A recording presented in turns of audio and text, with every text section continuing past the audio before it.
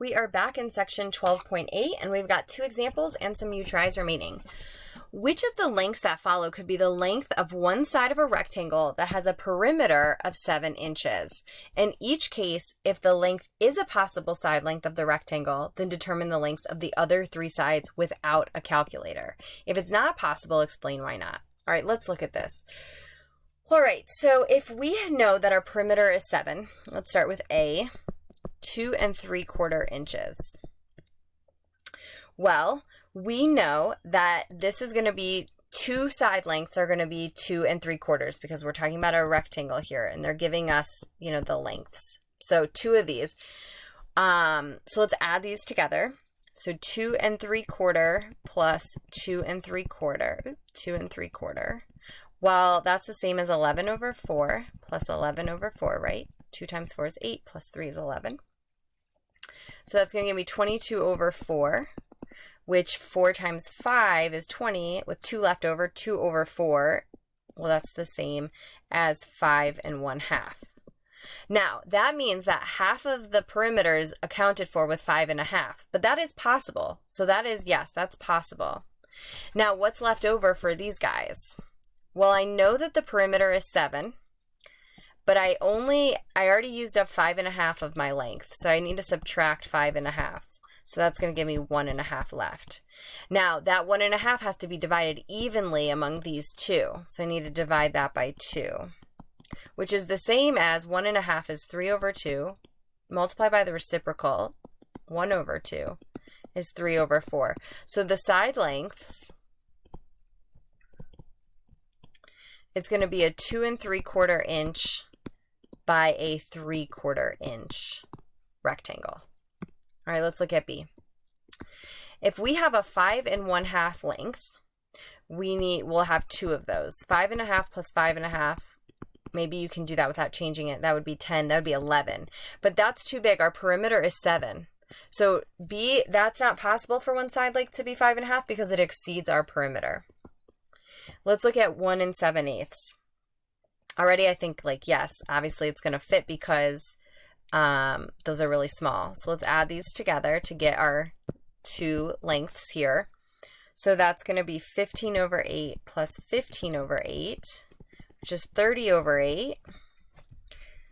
And so that makes up all of this. Now to get the other 2 side lengths, we want to do 7 minus 30 over 8. Because that's what's left over.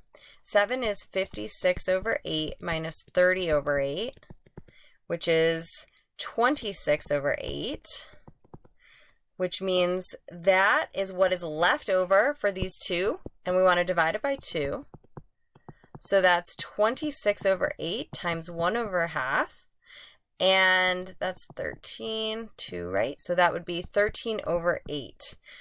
Which is the same as 1 5/8. So we know that it's going to be a rectangle that is 1 7/8 by 1 5/8. Let's do one more example together. So a forest has a perimeter of 210 miles, but no information is given about the shape of the forest. Justify your answers to the following in all parts of this problem. The perimeter is still 210 miles. All right. So is it possible that the area of the forest is 3,000 square miles? Now, remember that if we have a fixed perimeter, we know that the greatest area is going to be the circle. So let's start by checking the circle because that's the largest area. So for A, let's start by checking the circle. That means that if we know its perimeter, we're going to see, all right, the biggest possible area with that perimeter is going to be a circle. Let's see if it fits inside. So the circumference is the perimeter, so that's 210. And that's equal to 2, we'll just do pi times the diameter here, just for ease. So we'll just divide both sides by pi, and we'll get the diameter is about 66.85. So that means the radius is half of that, so the radius is about 33.42. So now the area of this circle with the circumference of 210, with this radius, this is going to be about 3,509.36 square miles. So is it possible that the area of the forest is 3,000? Sure. Because it can be anything less than this. Yes, anything less than that. That's our biggest, remember that circle is the biggest. It's anything less than that. Well, let's look at B.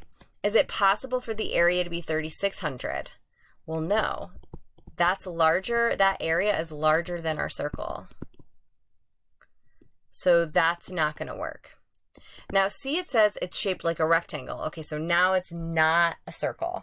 Is it possible for it to be 3,000? Well, what shape has the greatest area that's not a circle?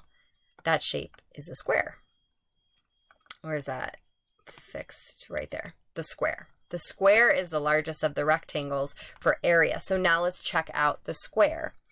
So let's check the square. Well, what do we know about squares? Okay, so if we know that all sides are the same length, right? So our perimeter is going to be the same thing times 4. So we should divide this amount by 4 to find out those 4 equal side lengths. And that's going to be 52.5 miles. That's how big the square forest is. So what's the area of that? 52.5 squared is 2,756.25 square miles. So is it possible if it's a rectangle to have a 3,000? No, because this is the rectangle max area right there. Well, what about D? What about 2,500? And yes, because 2,500 is less than the max. So go ahead and give these a try. Press play when you're ready to see the solution. And that concludes this section.